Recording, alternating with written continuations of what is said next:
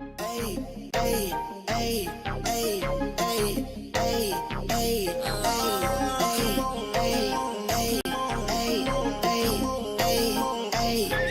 I just wanna have fun. Come and pick me up, meet me at the spot. Up all night till the sunrise. Pop back cool, get ready for the ride. Gonna feel good. Gonna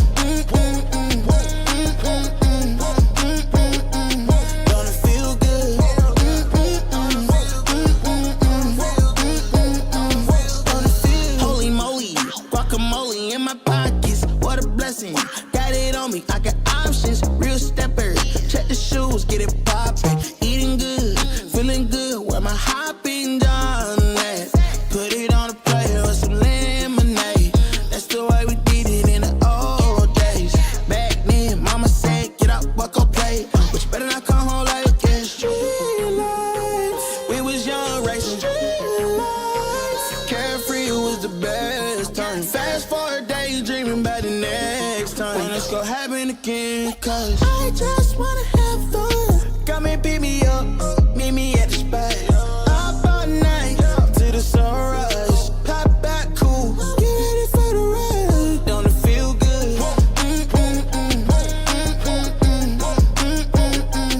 Don't it feel good?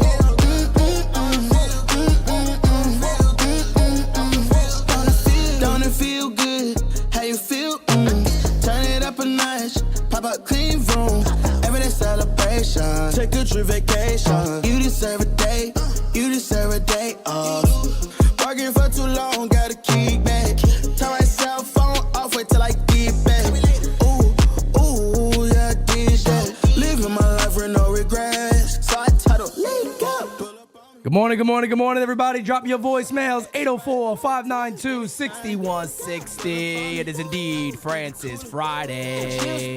What time? Party time. I just wanna have fun. Come and pick me up, meet me at the spot. Up all night till the sunrise. Pop back cool, get ready for the ride. Gonna feel good. Gonna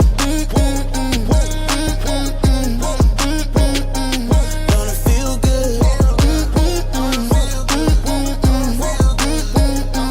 Gonna feel. I just need a reason. I just need to know what's. Oh, we need a reason, baby. Tell me what you need and I'm popping pills this morning. call my name. I'll be around. Dum da da, dum dum da da, dum da da, dum da da, dum dum. The sky's Yeah. Hey, Clay, I need a reason, you son of a bitch. that will keep you safe and sound. Dum da da, dum dum da da, dum da da, dum dum da da, dum dum. The sky's falling. Dum dum da da. Hey, mod on. Cut my music. Cut the music. Sorry, I just took a sip of this juice right here. This one is called carrot, ginger, turmeric, and apple. You know it tastes like ass. That's the way I'm starting my morning. It tasted the way Clay Holmes pitched yesterday. Ass. Little ass That's in the exactly morning. what it tasted like. Oh, Francis can't see the screen. Voila, there we go. Now There we can. go. There he is. What's up, everybody? How you guys doing this morning? Smacky likey. Hitty the subby. It is indeed Francis Fridays. Yes, sir. Good morning, man. Excited to be back with you guys after what feels like forever, but It does. it was worth it. We had a big week. Oh, yeah, that's week. right. That's right. We didn't have the show because I was in New York and me and Francis were out every day. People, you know, France, I gotta address something real quick, okay? Let me ask you a question. And Talk to you know, you're always gonna obviously be honest. Yeah. We go out, right? We go out to these places. We go have some drinks. We relax. Are we not working? It's work. We're literally, we are working the whole damn time. We It's were work. working the whole time. Connections, networking, talking. We worked the whole time. Now, did we have about 47, drinks? Yeah. It's part of work. Mario Gomez in the chat. Of course, Mario pops in when I'm talking about drinking because he's going to go ahead and just start the whole NYYU alcoholics. Yeah. I'm drinking yeah. juice, bro. How is that a look? Look at that. I prove it to you. It's got it. Listen. Come on, listen. ginger, look. Come on. Shouts out to the young legend, brother. Listen, It's work. It's work at the end of the day, but you got to stay hydrated. It's the summertime, right? So I mean, we stayed hydrated, and we was out there in the streets. I'm not gonna lie to you, Yep. kid. Hey, I have paid for it dearly this week. yo, man, let me tell you. I am not Hey, I as tell young you as I what. used to be.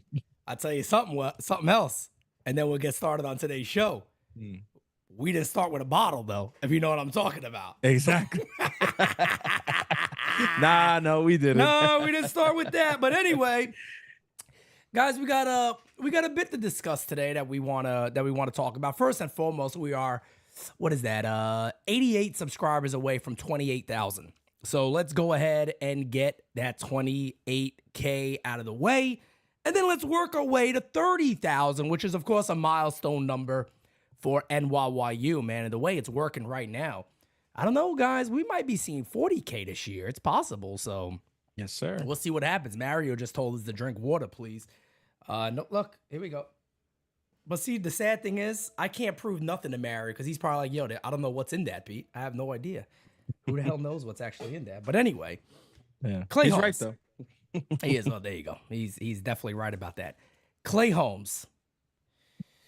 Yesterday's game, let's start with this first. Yesterday's game was leading to be one of the most fun games for the Yankees. And let me explain to you why. I'm calling this game and I'm going, they have no hits. Holy shit, this guy looks really good. Alec Marsh, shout out to him. He was hitting corners. Every single Facts. pitch was working for him. Yeah. He could throw any pitch he wanted at any time for a strike. He looked really good. Oh, yeah. Once he left the game, Anthony Rizzo's like, all right, I'm going to finally hit a homer. And then, of course, the one, the only, Juan Soto gives the Yankees the lead. I mean, I think it's also, I heard somebody talking about this the other day, and they were like, out of all the people on the team with how good a lot of the Yankees are doing, who would you want up in a big situation? I think Soto's the only name. Yeah, And Soto. that's not an attack on Aaron Judge. If No. my life was on the line for a Yankee to be up and get a hit in a clutch moment, Soto's the guy. Yeah, I think, I don't see anything wrong with putting that out there. I mean, the numbers support the argument if Right. people want to go and look at it. And I think they put up the stat after he gave us the lead yesterday, and I think he's tied for 7 hits. No, or something. He's tied for the lead with hits in the 7th inning or later in those situations. Makes sense. So, and that's just this season. Like he's been clutch his whole career, and he's proven to be able to do the same thing with the Yankees. So I agree with you. If big moment, Soto's the guy, especially about because it. And because Judge is on deck. yeah, That plays Yeah. that plays into it, right? yep, no doubt about it. Mm-hmm. So at the end of the day, Soto gives the Yankees a 3-2 lead, and I'm sitting there going, like, my reaction is off the wall because you're calling that whole game, and the Yankees aren't doing anything. Then boom, bada bing, bada boomski, they come back, and now you're looking up, going, damn, we got the lead, and we have a chance to sweep the Kansas City Royals, who, by the way, are a good team this year. Even their at bats, the whole game, Francis, I'm going, yo, this team never gives up. Yeah. This team never gives up. They're always having good at-bats. The Yankees beat the hell out of them the other day, and the team just keeps having good ABs. I'm like, can't you guys just go a quick 1, 2, 3? No, they just keep having good AB after good AB after good AB. And then Clay Holmes comes in. And I want to make a couple of really quick points to get it out the way before this gets clipped and people go, oh my God, the negative. Oh no, they're so terrible. Clay Holmes, listen to me now. Everybody take a quick listen here. 2 things could be true at once. I can sit here and say Clay Holmes is a very good relief pitcher, one of the better in the American League. I can also say that it is fair if you feel concern when he comes in to close a game, especially in a 1-run game. 2 things can be very, very true at once. And I do believe the majority of Yankee fans do feel that way based off how my chats go. We had over 700 people when Clay Holmes was pitching. And this is before things got crazy. And the majority of fans are concerned in the chat that he may not be able to keep the 1-run lead. What are your thoughts? And we're gonna hear from Clay too. But Francis, go ahead. What are your thoughts on it? Yeah, I mean, look, it's kind of been the narrative, especially this season with the start that Clay Holmes has gotten off to, right? I think it's important to start with that we're not talking about a player who we think is bad at what they Correct. do. We do realize that Clay Holmes is one of the best relief pitchers in baseball. Yep. He's one of the best closers in baseball. I think my argument, and those of you who follow me on Twitter, you guys have seen it on like with my discourse with people. My bigger gripe is with how the closer role has changed in general, just across the game, right? Right. There are really no true closers anymore, the closers that we knew. And I think people kind of get wrapped up in that because we're so eager to like compare the stars of today to these legends of the past that we lose sight of what's actually happening, right? Clay Holmes is a great relief pitcher. Great. All right. I'm not saying even good. He's great. But he has there's some warts, there's some pimples, and we saw it yesterday. Because he's a pitcher who does pitch to contact sometimes. It's not that he can't get a strikeout, but when he gets into trouble, you know that he tries to pitch to contact because he can get ground balls. That's kind of what he does, bread and butter. But what happens with that is that sometimes those ground balls are going to have eyes and they're going to beat you. And this is not the first time we've seen it, that there's a swinging bunt and somebody fast ends up on first base. And then there's a ball hit down the line and it's fair and it ends up down in the corner in the outfield somewhere. These things are going to happen with a pitcher like Clay Holmes. And I think that's the criticism. That's my criticism, is that Correct. I agree. this is the kind of pitcher that he is. And these are the kind of things that come with him. And, yes. Am I a little spoiled? Like, yeah, bro, I grew up watching Mariano Rivera. Like, exactly. And as much as people want to say, oh, Mariano blew saves too. Yeah, we're talking about over a 13-year span, though. Of course, over 13. I just can't imagine somebody having the balls to say that about a guy that has, 5 chips? Come on. I mean, and is arguably the greatest. There's people out there that don't even consider him the greatest reliever. They consider him one of the best pitchers ever of all time. Yeah, I liked what the discourse was on MLB Network when the vote was going on. Yeah. And I forget who said it, but I know that Pedro Martinez. I was just gonna say Pedro. I remember him talking about saying one of the best of all time. He's one of the people who echoed it. He's like, this is not just one of the greatest relief pitchers. Like, take the word relief out of there. This is one of the greatest pitchers that we have ever seen. And he's not wrong. And I think, you can look at Clay Holmes's run and speak about it for what it is. But I just think that's where it gets contentious when people want to start comparing with other people. Let Clay Holmes be Clay Holmes, okay? Because this is who Clay Holmes is. What happened yesterday, these things are going to happen. I just hope and pray to God above that this doesn't happen in the postseason, because correct. And that's where I think people's like NYYST last night, to the shout out the fellas. Facts. They were saying, they're basically echoing. We're kind of echoing what they were saying last night. It's almost the same type of thing where they're not saying that Clay Holmes sucks. They're not saying to take him out of the closer role. What they're basically saying is, are you comfortable come the postseason with this guy closing the game 7 up by 1 run? Would you be sitting there going, hey, I'm still a little nervous, but I know we got this in the bag? Or are you like, oh my fucking God. Oh man, here we go. And look, a lot of people love to pick and choose, right? They love to pick and choose. And I'm going to get to your guys' super chats. Chris, I see you, brother. We're going to, you can pick and choose all you want. I got somebody else that was not Mariano Rivera, pitched with him for a little bit. But, if you want another comparison of great Yankee relievers, you want to talk about sample sizes, what about Dellin Betances his first 2 years? I didn't hear him getting compared. The guy had a 1-something ERA back-to-back years. Completely dominating, 100+ strikeouts. I mean, I know he's a different pitcher. He's a very different pitcher. Because he is a swing and miss guy. He's a swing and miss guy. But, a lot of times everybody wants to jump to the greats. They want to jump to Mo. They want to jump to Derek Jeter. They want to jump to Mickey Mantle. They want to jump to Alex Rodriguez. They always want to jump to the best of the best, when in reality, how about we just recognize Clay Holmes for what he is? He's a guy who didn't really have it in Pittsburgh, didn't have it all together. The Yankees bring him over. They fix some things up on the mechanic side of things, and they find themselves an elite relief pitcher.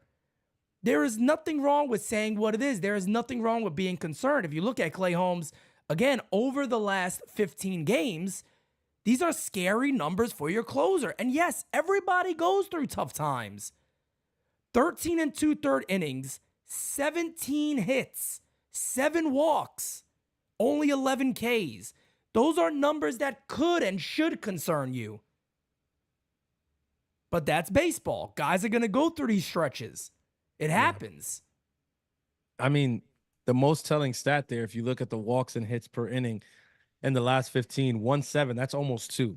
Yeah. Again, I'm not saying that you're not going to see that on a pitcher's stat line, but on a relief pitcher stat line, much less a closer stat line, that is a huge red flag. That is an alert. There is a warning, bell going off somewhere when you see a walks and hits per inning at a 1-7 for a closer, because the last thing a closer wants is traffic. Correct. Last thing, exactly. and I think exactly that's been one of the bigger criticisms with Clay is that, my brother, you come in and it's like, yo, it's just never easy, bro. Like it's never easy. And again, I'm being hyperbolic and whatever, but because obviously there's been the 1, 2, 3s, right? I mean, look, you're looking at the page right now. You see all that red there. That's going to tell you that this guy's capable of the 1, 2, 3s. But he's really good. It feels just when he comes into a game like yesterday and you see the swinging bunt and then the single up the middle, it's like, yeah, you start to feel like, yo, this is a movie that we've seen too many times already. And again, there's a little spoiled. Is there a little spoiled? Of course, this happening, of course, but there's also some truth to what people are saying, and I don't think it's fair that you have other fans out there that kind of they just want to attack people for talking about what they see. Yeah. Well, I don't get that's exactly that's not what NYYU is. We already know that. But let's get to a couple of super chats, guys, and then we're gonna hear from Clay Holmes, and then we will get into your voicemails. Thank you for being a friend. Gahabagoo. Chris Silva says, Francis Friday in full effect. What's good, fellas? My guy Chris Hogan says, closing on 2 years as a member. It sucked to blow it yesterday, but it happens. We have been rolling, so you lose games here and there. 150%, no doubt about it. But one of the things that, fans got to understand and recognize is it is very, very hard to win a World Series. It is not an easy thing to do. Winning the World Series is, out of every sport, in my opinion, is probably the hardest thing to do. So with that being said, of course, you're going to look at the Yankees team and look around and go, how do they get better? What is it that they can improve upon to win a World Series? Because they have a great record. But guess what? We don't want this shit to end up like 2022. And I don't think it is gonna. I think this team is very, very different. I think this team is very, very different. I believe in this team. I'm on record. I've said this is the best Yankee team I feel like I've watched since 2009. And I believe that. I really do. I really do believe that. So, yes, if there are things that I look at with this club and I go, I think they can get better there, I'm going to call it out. Do I think they can find a better closer than Clay Holmes? That's tough because there's not many out there. Who's available? Exactly. Do you think Tanner Scott is just going to come in and go, hey, I'm in New York now, biggest games there is, I'm going to go out there and just knock him dead? I don't know if he's going to pitch well here. Yeah. We got some guys in the minor leagues. We got Jack Neely, who's looks like he could be a beast. He's closing games in AA. Does that mean he can close games in New York? I don't know. We have no clue. But Somerset is a long way from the Bronx. bingo. It's very, very, very, very different. But let's go ahead and actually take a listen to Clay Holmes after yesterday's game. Clay, when you get ahead 0-2 on Isbell, what are you thinking there, and what's the approach to the rest of that at bat? Yeah, just trying to get him on the ground there, make a good pitch. Obviously I knew I had the sinker was, had some bottom to it, so really just trying to get some weak contact there. Obviously didn't make a pitch, and he worked it back 3-2 and got a single there and ended up falling behind, the next batter and pulling double down the line. I think the bottom line, I just need to make a better pitch there.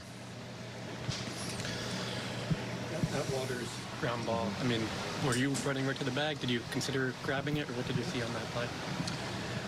Yeah, it was one of those things where I thought it's probably on the I may or may not could have grabbed it. It's going to be close there, but I feel like it definitely was going to take me off my line to first base. And, you know, I didn't want to stray too far from my line in case Riz was, you know, going for it, and I needed to cover first base. So those things, it was just perfectly in between, I feel like. And, I mean, just a tough play right there. The pitch that Garcia pulled down the line, did you feel that was a decent pitch, or did he job of hitting? How did you? Yeah, I mean, I just can't fall behind, you know, 2-0 there. You know, I think, you know, once he, you know, sees 2 sinkers and he's got count leverage, you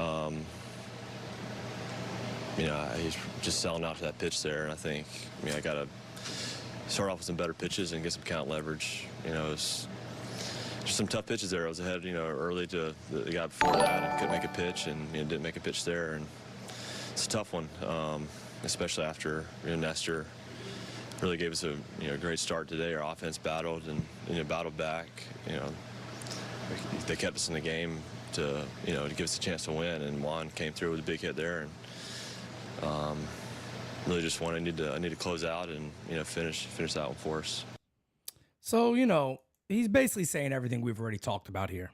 You know, it's a tough loss, and it kind of does suck. I'm happy he brought that up because I want to tip my cap to Nestor Cortez, who was absolutely phenomenal yesterday. All the shit Nestor gets about on the road to give the Yankees 7 innings of 2-run ball. Yep. A couple of times the team threatened. He never gave in. He was able to get out of these things and end up looking very good and giving the Yankees 7 strong. You heard what he said. Yankees then come back. And for Clay Holmes, yeah, as a closer, that sucks to blow that because there were so many things you could tip your cap to. Again, Nestor being one, Soto's big hit, Rizzo finally, you know, kind of sparking the club with the home run in the first batter that a reliever faces. He homers immediately, kind of says, all right, guys, the other guy's out. We can get this. So I understand where Clay Holmes is at. And, you know, it really is. It's just one of those things that happens. It does happen. It just sucked in the moment it happened. And I'm not sure if this was in our conversation, you know, pre-recording, or if we said this on the air, but, you know, credit to the Royals, right? With that lineup is, and you did say it, that they were fighting all series. And yesterday you saw it where, you know, they had the lead and then the Yankees came back, the Rizzo home run, Volpe ties it up, and Soto gives the Yankees the lead.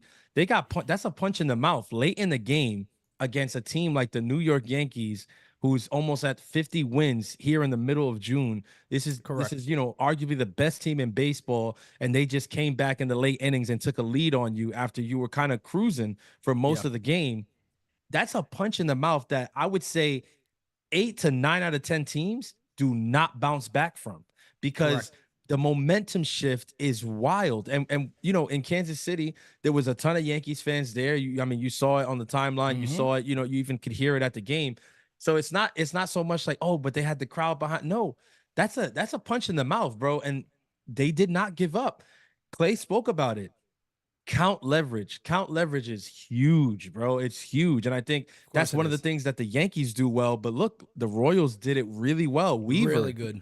Look at Weaver yesterday, right? Yep. It wasn't easy for Weaver yesterday. He kept falling behind. He walked, because the Royals are very big on count leverage, making sure that, listen, they know themselves. They know they're not the greatest hitters in the world, but they know that the numbers start to favor you based on the count that you put yourself in. So they don't swing out of the zone. They don't expand as much. The Yankees, you know, were expanding a lot yesterday. I mean, Judge, I was joking. I was like, they must have went out the night before, because Judge, he was all over the place yesterday. Oh, Judge looked like he looked like he was feeling like me and you at Somerset last Sunday. I was like, Judgy, what's happening? What are you swinging at here? But yo, credit to them, bro. I mean, getting up 2-0 in the count, and you know, Clay knows he has to make a pitch, and so does Garcia. So he puts a good swing on it.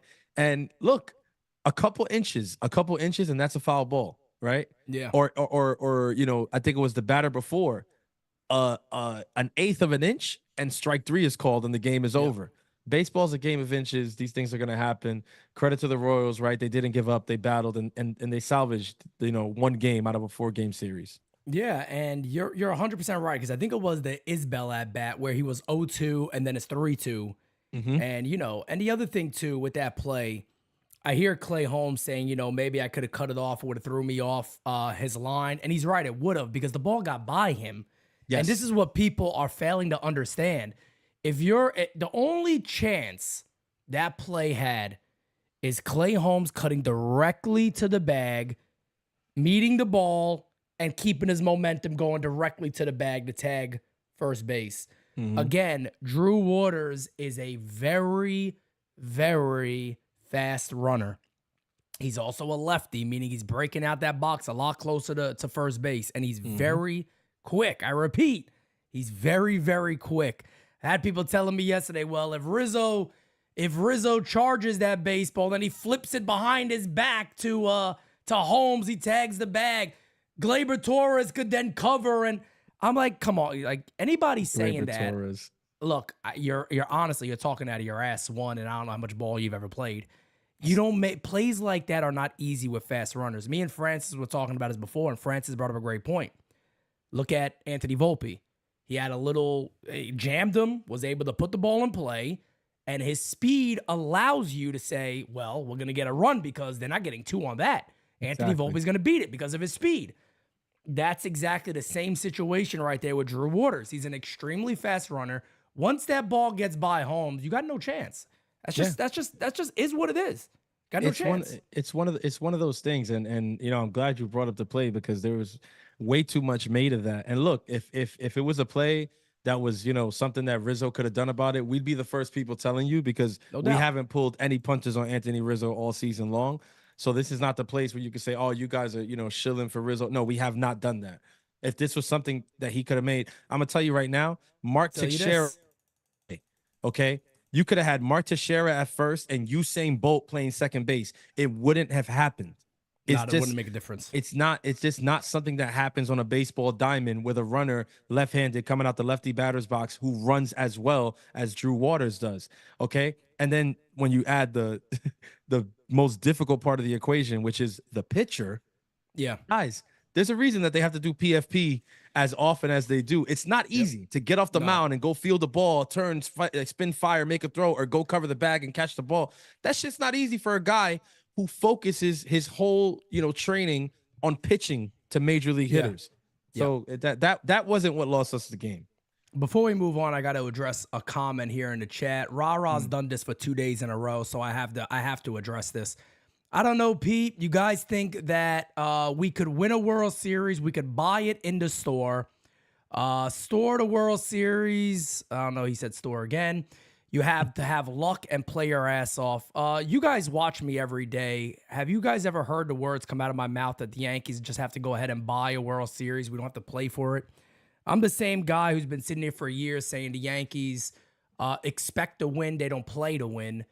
So again, when people talk out their ass and attack NYYST yesterday for simply just bringing up a concern, it actually bothers me. And then on top of that, putting words in our mouth actually bothers me even more.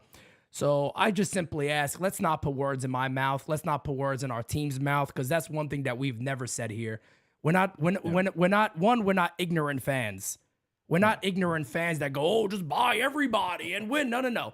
We're the same guys sitting here telling you everybody's probably going next year because we got to lock in Juan Soto. So we could sit here and go, well, the Yankees can afford everyone. And is there some truth to the Yankees being able to afford a lot more than they say? Yeah, there is. But at the end of the day, we also understand it's a business. We also understand you got to have the right players to win games. And exactly why we're sitting here going, for somebody to have a valid concern about Clay Holmes closing big moments, there's nothing wrong with that. You're not sitting there saying the guy's a piece of garbage. You're simply saying you have a legitimate concern. And guess what? There are some facts to back that up. There are some concerns. People always go to numbers. What about memory? We have memory. We've seen this happen often. We didn't give him this. People act like, we created this idea that Clay Holmes worries you to close games. No, it's always been out there. That's why a lot of people say it. It's not something we created. I mean, you said it just when you were profiling Clay Holmes about how the Yankees even got a hold of Clay Holmes. Remember, this is a guy, nobody else in the league was checking for him. No. Okay, the Yankees identified something that they thought that they could capitalize on. They made a deal with Pittsburgh. They brought him over here. They worked with him. They changed a little bit in the mechanics, and they found something. They found a diamond in the rough. But again, when you find a diamond in the rough, there's gonna be those same things that struggled, that made the pitcher struggle early on. You're still gonna see them, and this is one of those things with Clay. Like, guys hit ground balls against him, and when you're a ground ball pitcher, sometimes those ground balls are going to get hit to places where plays can't be made. These things happen. But with the rah-rah comment, bro, at the end of the day, I've said it once, I'll say it a million times. Baseball is a game. Major League Baseball is a business. And in 2024, anybody thinking or saying that you can buy a World Series championship is just out of their mind. It doesn't work that way anymore. It doesn't work that way. That's right. It's complete. This is a new world. All right. The Dodgers went and whole spent new world. the Dodgers went out and spent so much money last offseason. And who do you hear in June saying that they're a lock 100% to win it all? Yep. So it doesn't make sense for anybody to say something like that. And we sure as hell haven't been the team putting that narrative out there. So like I said, man, disagreeing with us is one thing. Putting words on my mouth is another thing. So that anytime I see words put in my team's mouth, I'm going to address it. I'm going to talk about it. You want to disagree, by all means, please. Of course. Feel very free to disagree with us, but please do not put words in our mouth. We got a couple of super chats, then we're going to get into voicemails. Thank you for being a friend. Gabagoo. Rod Thompson, my guy, says, my question is, if you need a big timeout, who do you call on in a big spot to miss bats? And then Spade, welcome to the U. That's a great question, Rod. The team really doesn't have a monster strikeout artist as they had in years past. They don't have that Dellin Betances. They don't have the Andrew Miller. They don't have guys like that in this year's bullpen. But the good thing is that I've spoken about this often. It is June 14th. And we have that opportunity to potentially get an arm or two like that. So that's why I'm not sitting here panicking going, oh, damn, but what about in the postseason? Well, we're not there yet, and we got a lot of time to improve. So will the Yankees do that? We're going to see. We're going to see, but I don't disagree with Raw. Who is that guy? Bro, in the space the other night, I think I said it was towards the end, though. I still, wholeheartedly believe that the team that we're looking at right now on June 14th is going to be very different, come game one of the playoffs. And, that I think a lot of that will have to do with, the bullpen that we're going in there with and the guys that we're counting on. So it's still June. And, we do also have to put that into perspective that, bro, we don't know right now. Rod's right. Like right now, we don't know who that guy is. Yeah. Some days it's Hamilton. Other days he can't buy an out, right? Some days it's Weaver. Other days he struggles. Some days Clay looks unbeatable. Other days he looks hella beatable. Like there's just no, and by the way, hella beatable. Woof, that was wild. Hey, yo. But it's like there's just no, you know what I'm saying? There's not just that one guy. We don't have it, but who knows? Maybe come October, we do. Or somebody just gets hot. Agreed. Boom, boom, boom. Now let me hear say. Hey, yo. I saw Pete looking down. I was like, yeah, he about to hit me with that. I got to think it. Spade says, the problem I have with Clay Holmes, even though he's not been bad as a closer, is he doesn't consistently get 1, 2, 3 innings and gives the other team hope. There's nothing wrong with saying that. You know what I mean? There's nothing wrong with saying that. But again, that's fair. The good news is we do got time, and I see some people in the chat talking about who I spoke about on the show's open almost, Jack Neely, who is, again, a beast in AA. But hopefully he does get a chance at sometime this year because he's 6'8". He's very imposing. He strikes batters out. He throws hard. He comes right over the top. So, yeah, is he a guy that you can see come up and do some things? Yeah, of course. You got Efros coming up too. Not really a swing and miss type guy, but a guy that gets, weak contact. I know people love that word, weak contact. He gets that. So we'll see what happens there. But let's go ahead and get into your guys' favorite time of the show because you have loaded us up with voicemails. We're going to get to as many of these as we can. And let's start off with a legend of the show, the one, the only, Macho King. Heat, Macho King in the house. How you doing? To the underground. Abracadabra, here's a brand new verse for the suckers and haters. It's about to get I got more flavors than a pack of Starburst. When the punks step up, we just pick 'em in the hearse, yeah. The Yankees could not complete the sweep for the Royals with cheese, and Sherlock Holmes couldn't close the case. But I ain't gonna destroy 'em, no.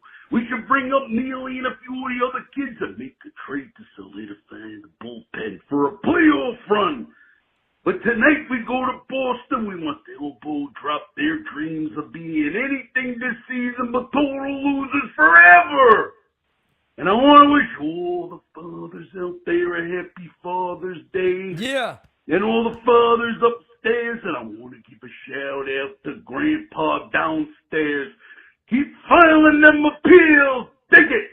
And everyone get your fathers, sons, stepfathers, surrogate fathers, fathers-in-law, and every other type of father out there. Tickets to NYYU Day on September 14th. And stay macho. Dig it. Oh, yeah! Macho!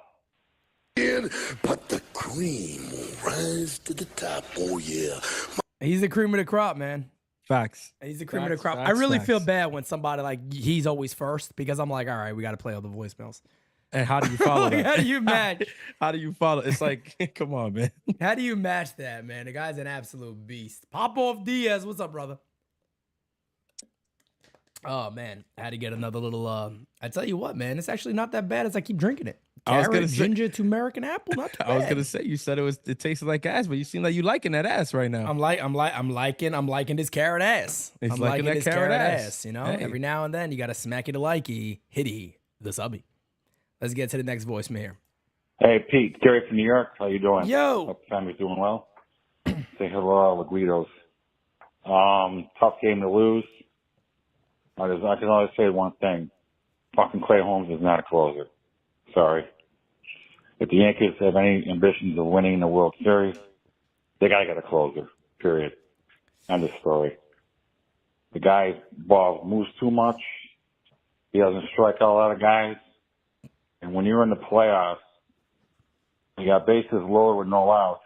You know, you got to have somebody who can strike the side out to get out of the inning. But he just doesn't have the stuff to do it. He's good in the 7th and 8th inning, but if they're serious about winning the World Series, they got to find somebody else because he's just not it. All right, talk to you later. Bye. You know, Francis, I knew somebody would probably bring that up, and it's it's the perfect time to kind of segue into talking about that real quick. I just, bro, who is that guy? Who's a closer out there that a team is just gonna be willing to go, hey, take him? But let's take it one step further, Pete. Who's a closer out there that you guarantee comes in with the bases loaded, no outs, and strikes 3 guys out? I don't know. I mean, I know people in the chat are going to say Mason Miller. I get it. He's a hot topic right now. Yeah, I get it. And he's also gotten beat in recent weeks. I don't know. Correct. They all do, bro. There's no Moes. There's no K-Rods out there anymore. There's not guys that are so locked down anymore. Trevor Hoffman and all these. And here's the thing, Francis, game. right? Here's the crazy thing about this. We just named only 3 from ages. Yeah. It's hard. It is a very hard thing to be like, hey, man, somebody is just an elite closer. Look, the Yankees, we were so spoiled that the year Mo got hurt, Rafael Soriano was the man. He was good. Then we had Miller. It's like even after Mo, we've been spoiled with really good relievers. The untucked shit that he used to do, Soriano was the man. I mean, he was the friggin' man for the Yankees. If there's one thing Cashman has always been able to do, it's build a bullpen. And Agreed. Let's like kind of, you know, put fans, you know, kind of into a different perspective here. If it's going to sound bad, right? Because you don't want to have any problems, but we live in the real world and you have to have problems. But I got to tell you that as a Yankees fan in 2024, if the bullpen is one of the bigger issues come the trade deadline, you know how good that makes me feel? Because that's the wheelhouse of our GM. Yeah. That is the wheelhouse of our GM. Starting pitching has been kind of the bane of his existence, and the rotation has been nails. And we still haven't seen Garrett Cole throw a pitch, right? So we don't. It's not a starting pitching. It's not a starting pitcher that we need to go and grab. I mean, yeah, maybe they do make a deal for somebody to come in 8 innings later down the line, but they're not making a deal for somebody to go into their playoff rotation because we've got options for that. The lineup, correct. If everybody's healthy, we know more or less what that's going to look like. We want to get Dominguez into the fold. We know what that's going to be, and the bullpen. That's what Cashman knows how to do better than anything else. So if that's the focus going into the deadline, bro, I think we're in pretty good shape. Agreed. Like, for real, man. And then, somebody, Roberto's right. One of the closest guys to that is Emmanuel Clase. Yes. He's had one outlier last year where he had a little over a 3 ERA. But other than that, the guy's under 2.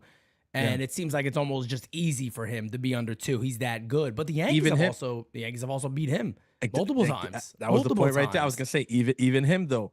There's good teams who have been able to solve him, right? Correct. Us being one of them, and it's not a knock on him. It's not a knock on him. I think it's the point that we're saying is that, bro, the closer role is different. Yeah, it's different now. You're not necessarily looking for a guy to come strike out the side with the bases loaded. You're looking for a guy who's going to probably get you out of it just surrendering 1. Yep. Maybe that's the new thing. I could be wrong with that, but I'm just saying I feel like it's the role has been revolutionized. It's very different now. Very different. That's again like you just said before, that's a great point, is that if that is our biggest weakness going into the trade deadline, that's a great place to be in. Oh, because Brian Cashman has had a very, very successful tenure of finding names that none of us are thinking about, and then you watch him over time and go, "Damn, yep, this guy's been damn good." You know what I mean? Where'd they find this guy? Yeah, where did they find this guy from? Have you seen Wandy? Correct, exactly. Let's go ahead and get into the next voicemail, guys. If your voicemails are going to be 3 minutes plus, I can't play those on this show, guys. We got to keep them at just be mindful of everybody else around you. I want to get to as many as we can, and when we got 3+ minute voicemails, bro, that's a pretty decent chunk of the show for a voicemail. So let's get to the next one. Hey Pete, first last, just a couple things I've been thinking about. See what you think. We've all been thinking about DJ and Rizzo.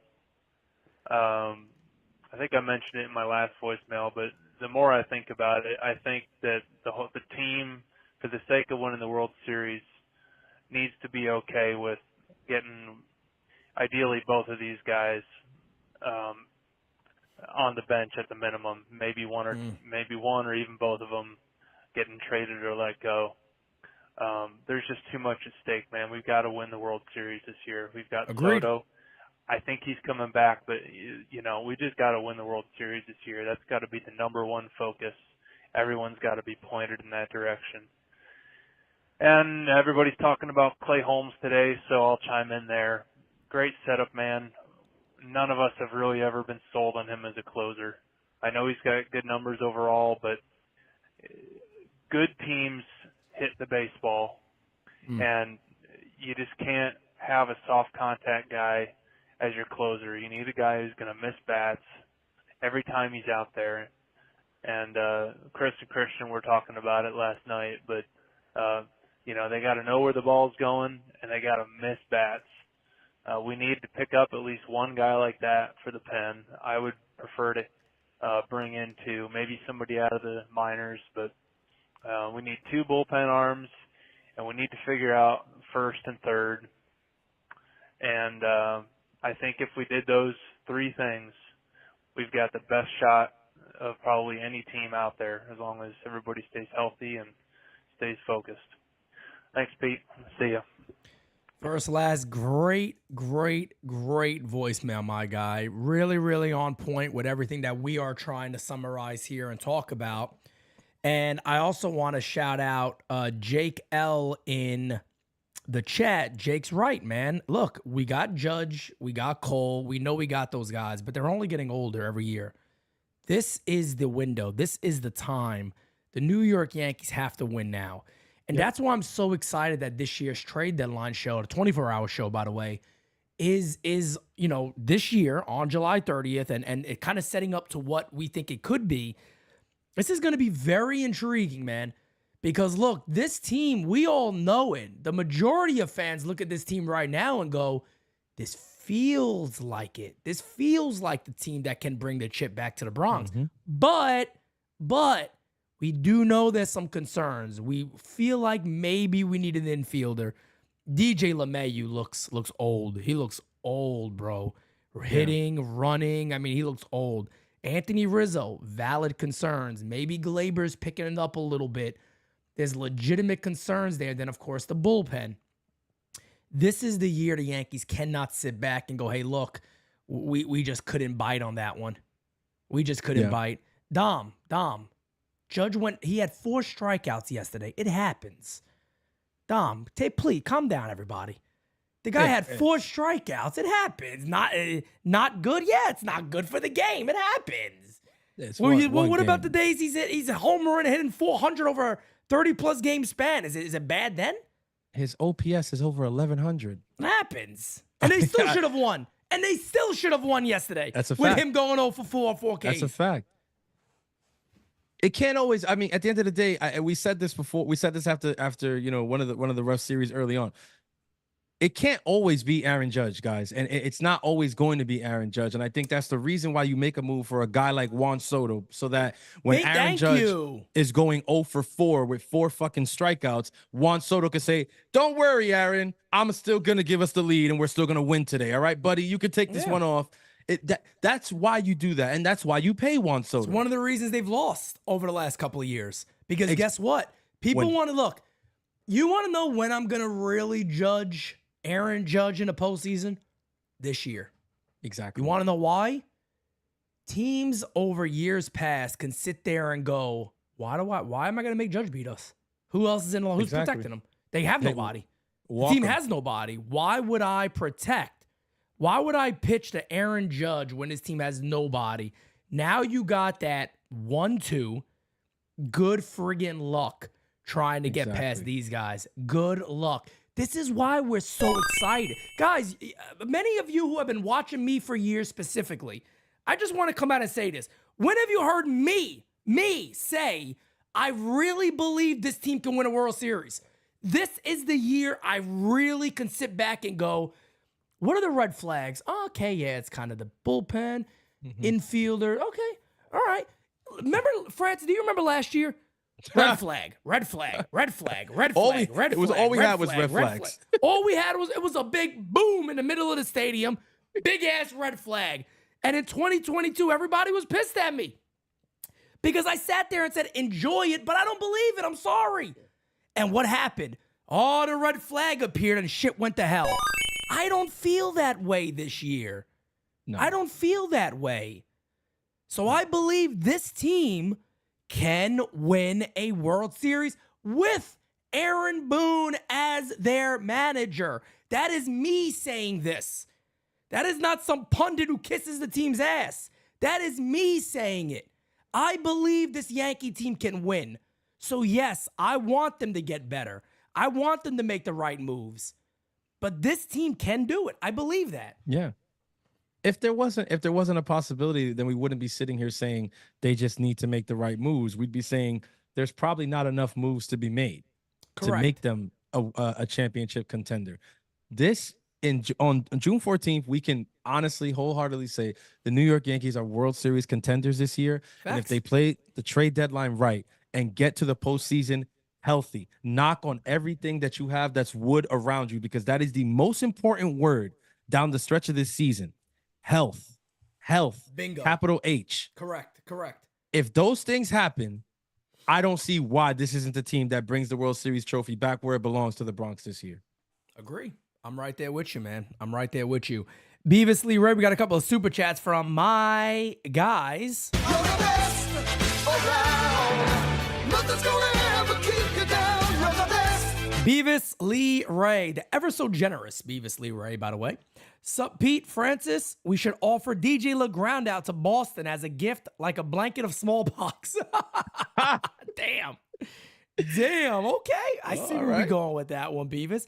Oh, man, it's the one and only Mike Thompson, brother of Rod Thompson. Let me tell you, there's a little brother beef sometimes in the little chat. Sibling rivalry, okay? Little sibling rivalry, okay? On rivalry day, I like it.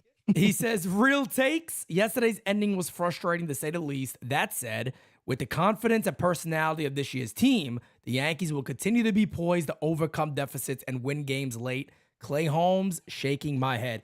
It's a great point. And again, that summarizes why we love this team. Yesterday's game, guys, again, this is always a fun thing to do. You can look back on last year's club and go, Yankees were down in that game with no hits. Did the Yankees have a chance to win that game? Last year? Yeah. Hell no. Thank you. They would have, maybe, you know what? They might have got the homer and that was it.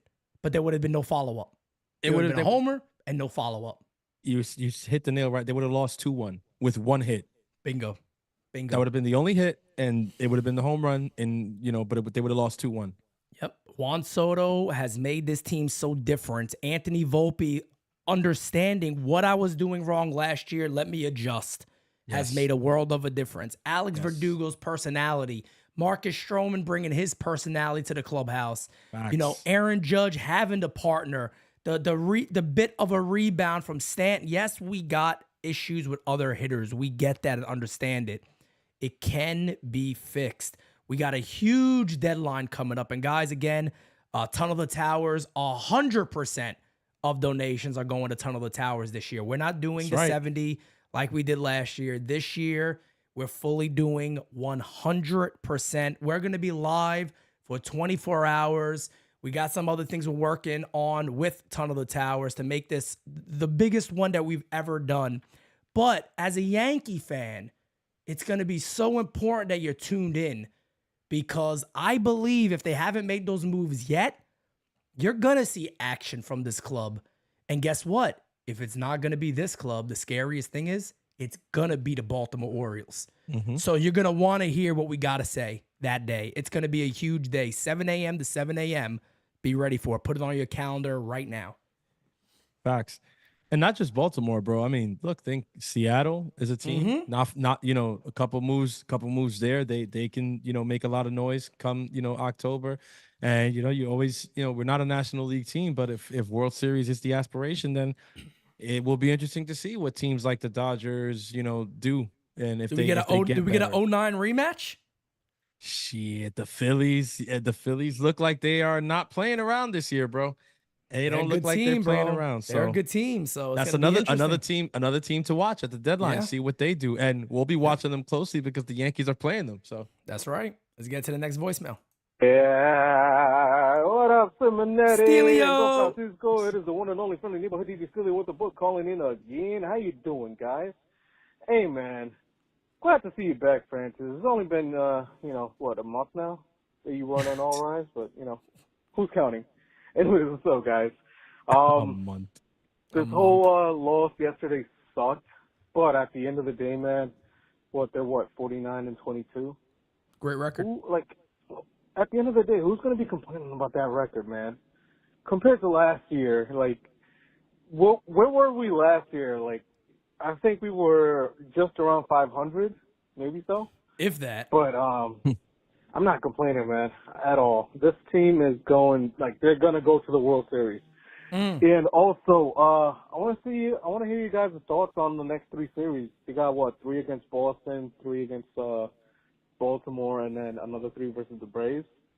How do you see the next 9 games going? All right, man, before I go, let me hit you guys with a little jokey joke. So, the other day I was looking through the dictionary to find a word best to describe LI, and all the pages were blank. There were no words to describe how angry I was. Gotta go, peace. Man, that was not one of your better ones, Steels. I got to be honest with you, brother. Come on, brother. Come on, brother.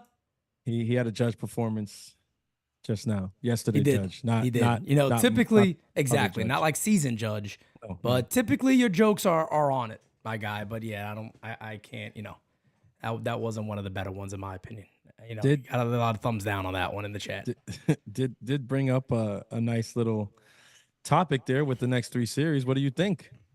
Boston, Baltimore, let's take a look. Atlanta. Yeah, let's pull that baby up right there. There you see, you got Boston up top. You got the Baltimore Orioles, who we've been waiting for this matchup. Yes. Coming on over to Yankee Stadium, then the Atlanta Braves, then the New York Mets, and then 4 against the Blue Jays. So, yeah, I mean, this is a bit of a tough schedule. It's going to be interesting. You know, the craziest thing that we can actually say here is by the end of the month, who's going to be in first place. It's amazing to say that with how good the Yankees have been, but it's reality. Baltimore's right there. I mean, you had an opportunity to gain a game yesterday, and I think that's the part that hurt me the most. Just, Baltimore lost, and I was like, okay, we win this game, we gain a game, and we didn't. So, I mean, we've been saying it for weeks now. It's like the Yankees have been chugging along, man, winning series, smacking teams around, and Baltimore's right on their tails, and they don't seem like they're going.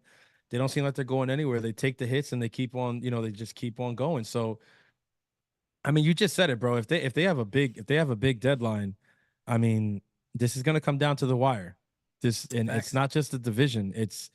Listen, they weren't happy with how their season ended last year. They may have been just as disappointed. So they're looking to make some noise in October this year for sure. So I think they're gonna be huge players at the deadline. No doubt. Let's keep the voicemails going. Hey, what's going on, man? It's Truth always. God bless you, my brothers. Miami Vice is back. I see y'all too, man. I see both of y'all. Miami Vice is back. Yo, but check it out. We won the series. A little hiccup. I'm definitely worried about Clay Holmes, but we got to be honest, man. Clay exceeded expectation, though. You know what I mean? He's far from perfect. But he's better than the average. 100%. You know what I'm saying? So he's like the guy in the middle, in between. Gotta give him, I know, man. When he pitches, believe me, I feel the same. Everyone feels.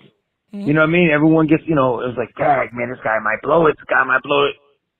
I understand. You know what I'm saying? But I look at it like this. Let's see what happens when he starts facing teams like Baltimore. Mm-hmm.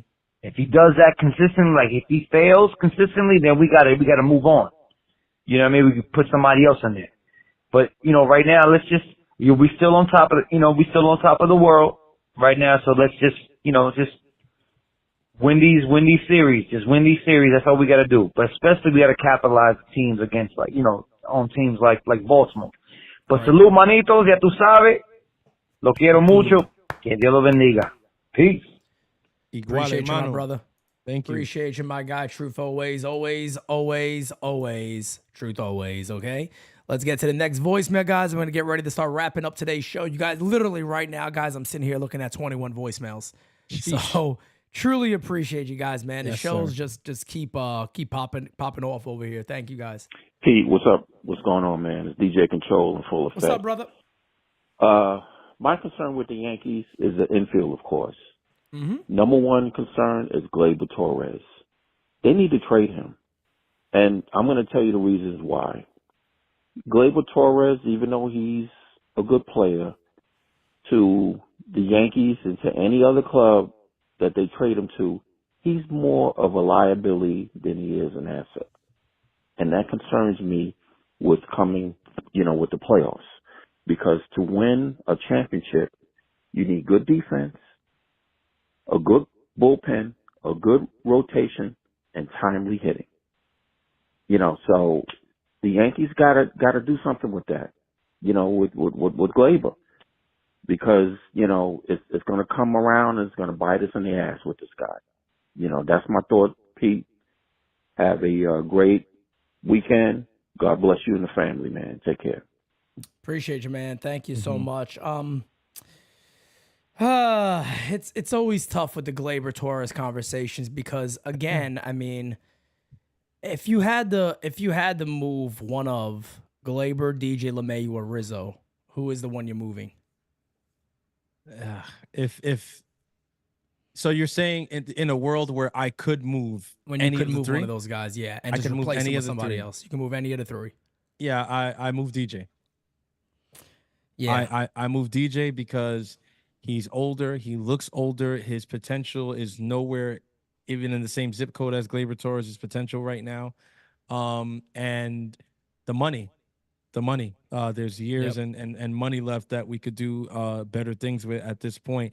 Rizzo is there's an option that he can, play next season, and then he's gone and he could be gone as early as next season if they don't pick up the option.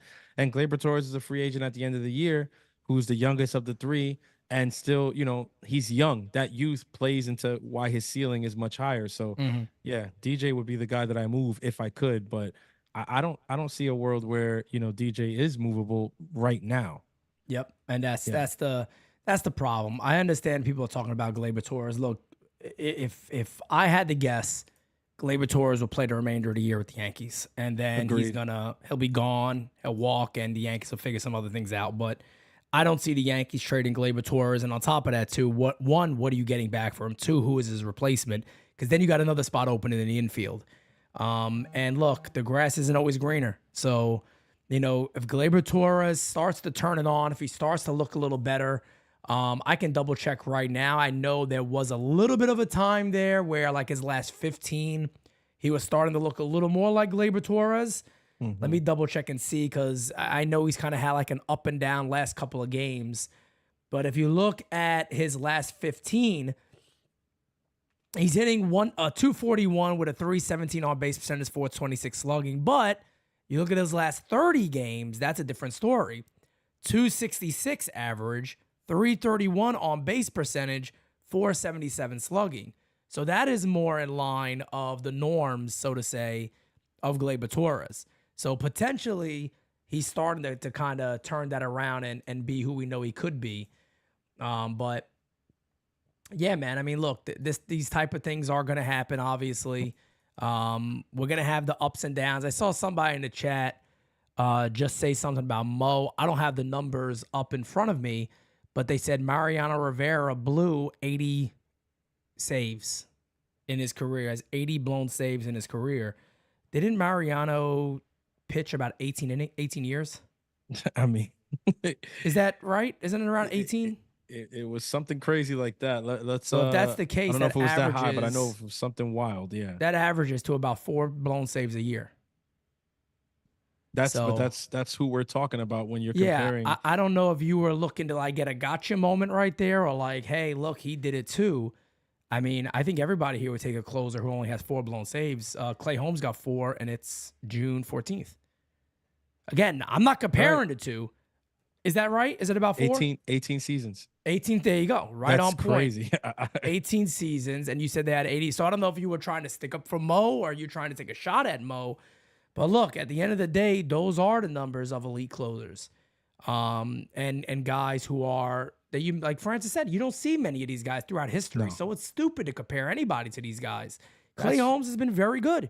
He's been very good. He's been very, very good. He's been one of the better guys in the league, and the stats just back that up. That is fact about it.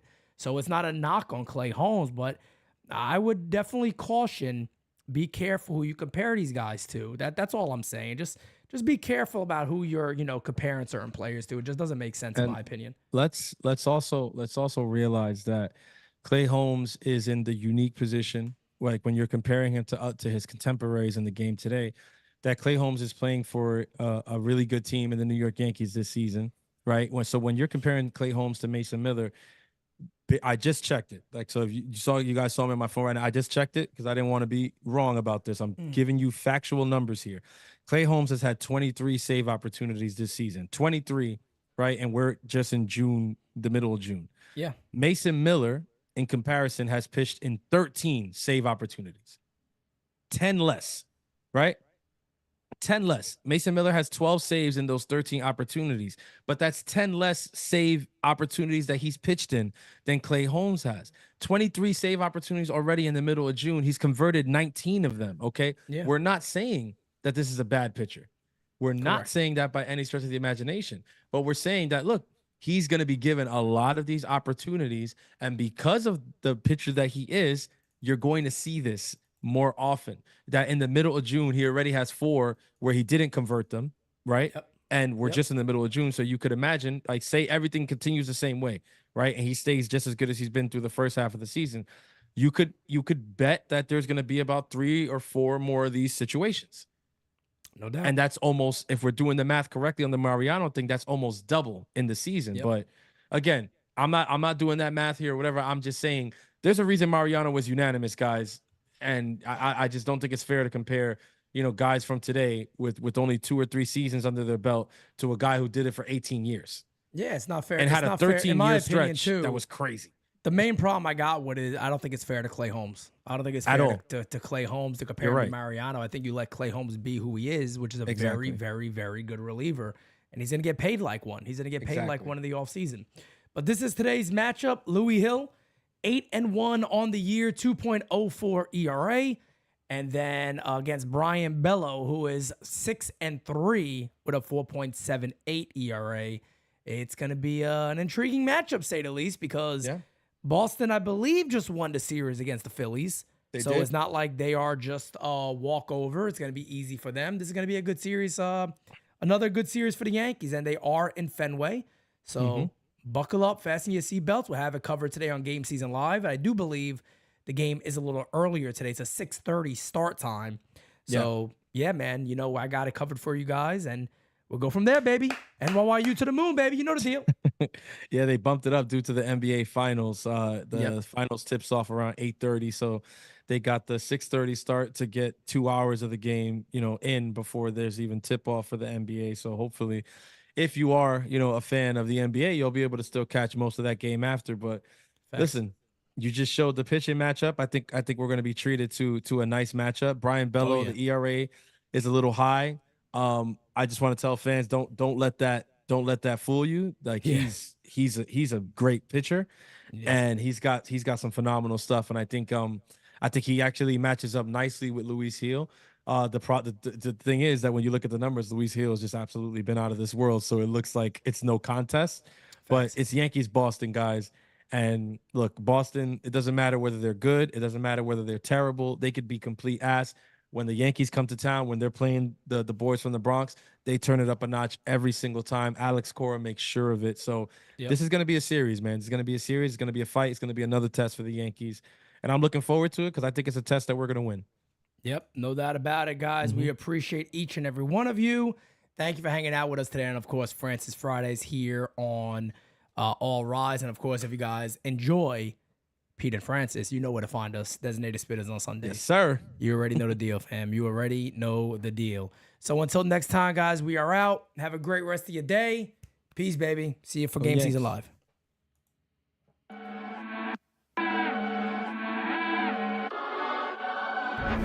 Top 10 radar, yeah, we on your radar. Never miss, dog, and that's on occasion. Yeah, we on your radar. Yeah. Hey, look, top floor, lifestyle, chef and boy, I'm cooking up. Way too high, ain't coming down, you see me if you looking up. I don't really talk too much, I show them run the numbers up. Lucky that I'm showing up, I'm going off, they know what's up. Wrist too silly, numbers crack the billy. Don't need no dilly, I'm too fresh, I feel like Willie, yeah. Feel the duffels up the sign, I need a million. I'm about to take off, and I know that I'm on they radar. Top 10